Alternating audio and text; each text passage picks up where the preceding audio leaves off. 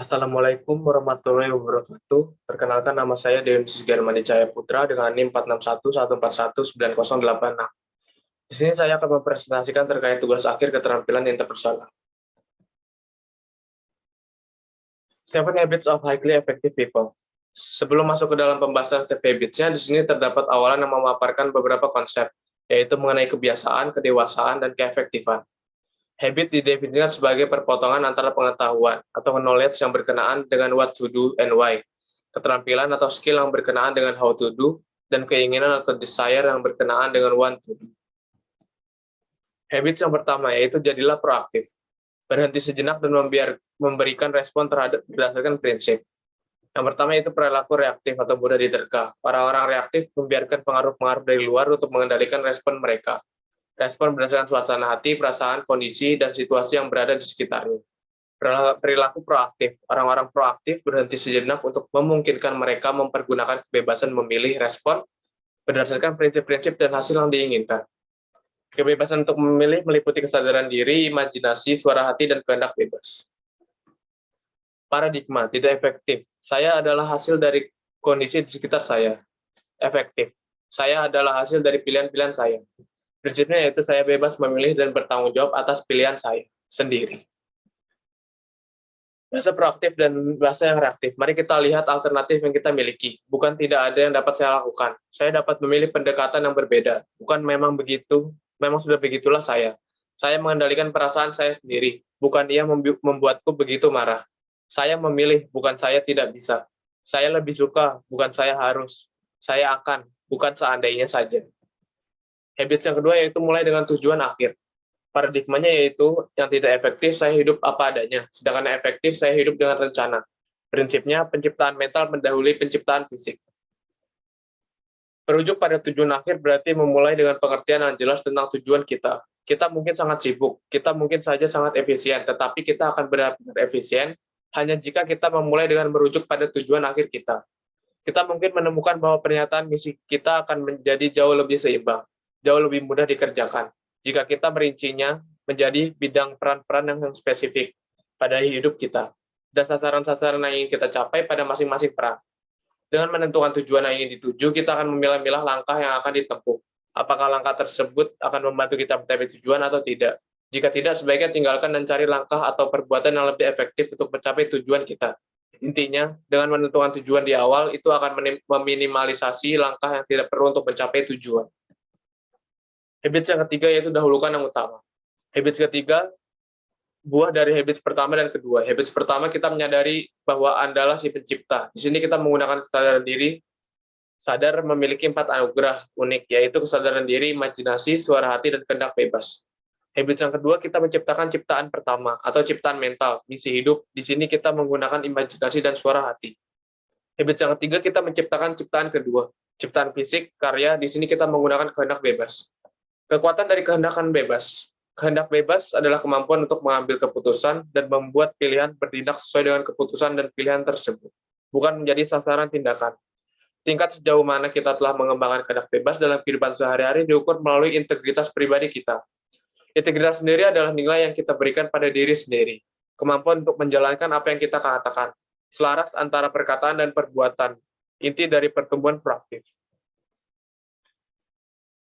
Di sini ada matriks manajemen waktu, kuadran 1, 2, 3, dan 4. Kuadran pertama. Aktivitas pada kuadran pertama adalah aktivitas yang terbatas waktu, segera, krisis, masalah, dan darurat. Aktivitas yang harus segera dijalankan. Kuadran 2. Aktivitas pada kuadran 2 adalah aktivitas yang tidak mendesak, tetapi penting, membuat perencanaan atau plan. Kuadran ketiga. Aktivitas pada kuadran ketiga adalah aktivitas yang mendesak, tetapi tidak penting, karena orang terjebak di kuadran 3. Ini karena ia berpikir sedang berada di kuadran 1. Kuadran keempat. Aktivitas pada kuadran 4 adalah aktivitas yang tidak mendesak dan tidak penting. Biasanya, orang yang fokus dominannya berada di kuadran 4 adalah orang yang tidak bertanggung jawab, bergantung dengan orang lain, dan cenderung tidak memiliki tujuan. Habits keempat yaitu berpikir menang-menang. Pola pikir menang-menang adalah pola pikir yang memperhatikan semua pihak, tidak hanya berpikir terhadap satu sisi ego, tapi memenangkan banyak ego. Kerangka pikir menang-menang adalah kerangka pikiran dan hati yang terus-menerus mencari keuntungan bersama. Hal ini menunjukkan dengan solusi menang-menang atau win-win solution, semua pihak merasa senang dengan keputusannya dan merasa terikat dengan rencana tindakannya. Kebiasaan sebelumnya cenderung membahas tentang kemenangan pribadi, yaitu keberhasilan untuk menguasai diri sendiri. Maka di sini kita akan membahas kebiasaan berikutnya, yaitu kemenangan publik. Kemenangan publik adalah keberhasilan individu dalam berhubungan dengan orang lain. Salah satu kebiasaan efektif dalam kemenangan publik yaitu kemampuannya untuk memiliki pemikiran dan sikap menang-menang. Menang-menang bukanlah suatu teknik, melainkan filosofi total interaksi manusia. 6 paradigma interaksi. Yang pertama yaitu menang-menang. Saya dan Anda sama-sama mendapat apa yang diinginkan. Ada jalan yang dapat saling menguntungkan. Yang kedua, menang-kalah. Saya mendapat apa yang saya inginkan, Anda tidak.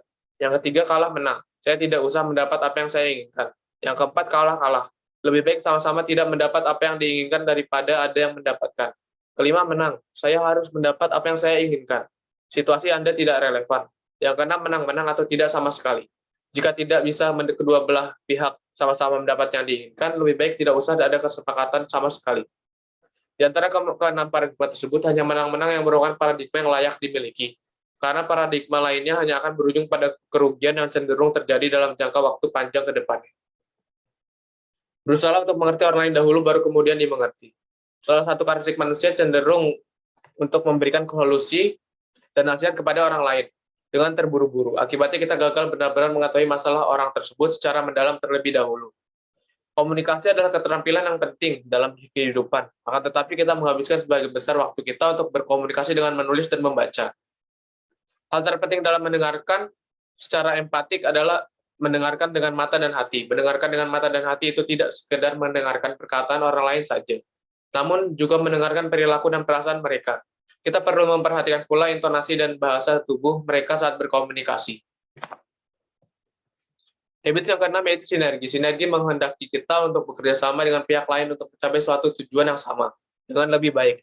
Bila kita kerja sendiri, 1+1 mungkin hanya akan menjadi 2. Akan tetapi jika bekerja sama dalam satu tim, tidaklah mustahil untuk 1+1 sama dengan 3, bahkan lebih. Sinergi tidak begitu saja. Tidak terjadi begitu saja. Sinergi membutuhkan suatu proses. Kita harus mengupayakannya agar terwujud. Landasan untuk mencapainya adalah dengan belajar menghormati perbedaan. Di sini ada mewujudkan sinergi dan bukanlah mewujudkan sinergi. Berorientasi hasil energi positif atau bukan curah gagasan atau brainstorming. Kerjasama menang-menang, bukan kompetisi menang-kalah.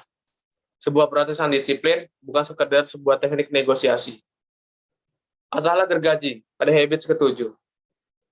Ketika Anda bertemu seseorang di hutan dan dia kelelahan, karena itulah bekerja sama selama berjam-jam untuk menebang pohon. Anda bisa menyarankan dia untuk meluangkan waktunya sebentar untuk mengasah gergaji. Mengasah gergaji adalah kebiasaan ke-7, pada dasarnya mengekspresikan dan memperbarui keempat dimensi dari fisik, mental, spiritual, dan emosional, atau sosial secara teratur dan konsisten, dengan cara yang bijaksana dan seimbang. Di sini ada langkah-langkah yang mungkin Anda bisa ikuti untuk mengasah gergaji. Buatlah daftar kegiatan dan yang dapat membantu Anda untuk menjaga kondisi fisik Anda tetap bugar. Pilih kegiatan dan tulis hal tersebut sebagai target pribadi Anda untuk minggu depan. Buatlah daftar yang mirip dengan kegiatan pembaruan dimensi spiritual dan mental Anda. Harus berkomitmen dan menulis kegiatan mengasah gergaji di keempat dimensi setiap minggunya, lalu dilaksanakan dan dievaluasi setiap kinerja Anda. Habits ke-8 yaitu menemukan suara panggilan jiwa dan mengilhami orang lain untuk menemukan suara kemerdekaan jiwa mereka. Menemukan keunikan berarti mengenal potensi yang dimiliki tersebar pada 4 elemen utama, yaitu pikiran, tubuh, jiwa, dan hati. Suara itu sendiri didefinisikan sebagai kepentingan pribadi yang unik. Suara itu merupakan sebuah talenta, kecintaan, memberikan tenaga, menghibur, memberikan motivasi, dan menginspirasi. Kita sebagai manusia mempunyai kebebasan untuk memilih. Pada semua manusia yang hebat, kita dapat menemukan manifestasi tertinggi dari 4 jenis intelijensi tersebut, yakni visi, disiplin, kecintaan, dan kesadaran.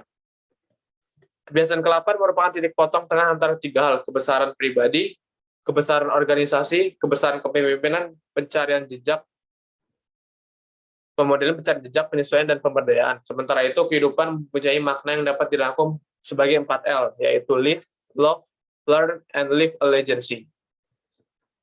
Mungkin cukup sekian yang dapat saya sampaikan, kurang lebihnya mohon maaf atas kekurangannya. Wassalamualaikum warahmatullahi wabarakatuh.